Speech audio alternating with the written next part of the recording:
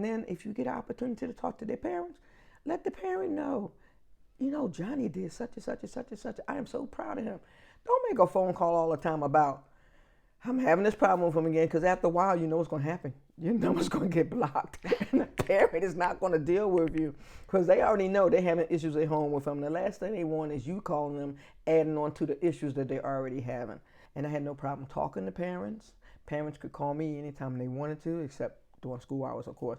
But I made myself known to the parents that, I'm here for your child. If I have an after-school program and I need them to stay, will you let them stay? And miraculously, I never had a parent tell me no. Kids will say, I want to do such and such. Can you talk to my mom? Because she'll say yes to you. And you want people to know that you love their kids, Well, the first thing you want to do is make sure that you send special notes out to the parents, introduce yourself to the parents. Say, I'm so-and-so, and I'm going to be your child's teacher for music, and we're going to have a lot of fun in here. So the other thing that I did was I have a form that I give. Now, I made my own contract for the kids. So the kids had their classroom contract. And then at the bottom of the form, I would have the parents sign it saying, yeah, I see that my child has signed this and I agree with it. And then I'll say, so do you have any special interests? Do you have anything that you would like to bring into the classroom? Do you play an instrument? Do you sing? Would you like to perform for us? So you put things in there like that so that the parent know that you have an open door policy and that they're invited to be a part of the classroom. And if you want to come in and sit in on the class, you can come in and sit on the class. I remember one year I developed a program where it was expressive arts night. And what we did with each expressive arts teacher put together a lesson that they wanted to present to the parents. But instead of the students doing the lesson, the parents did the lesson. And so they got a chance to see what it is their children are learning in each specific class. So we all put together our little lessons. And then afterwards, we went upstairs and had pizza and everything together with everybody.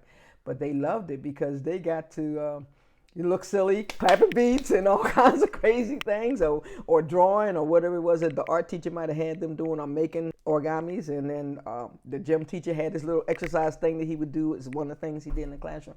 But it was a way of letting the teachers know that these kids aren't just going to these expressive arts classes and sitting there and just chilling. No, they're learning too. And you can be a part of it if you want to. So that's one thing that you can do to help invite parents in.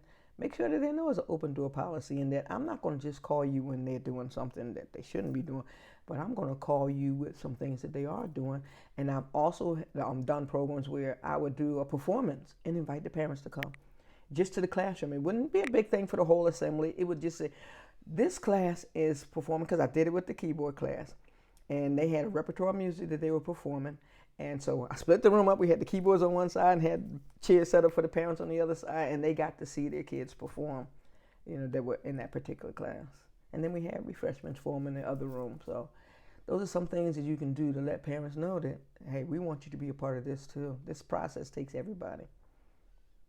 And at that time, I had a huge choir. I mean, it was big because they built it into my roster. So I had 80-voice choir. It was really big. And they wouldn't have programs at night. Everything they did was during the daytime. So I came to the principal one day and I said, I'd like to have a program, holiday program for the kids, but I don't want to do it in the daytime because parents can't get to it. And I want to do it in the evening.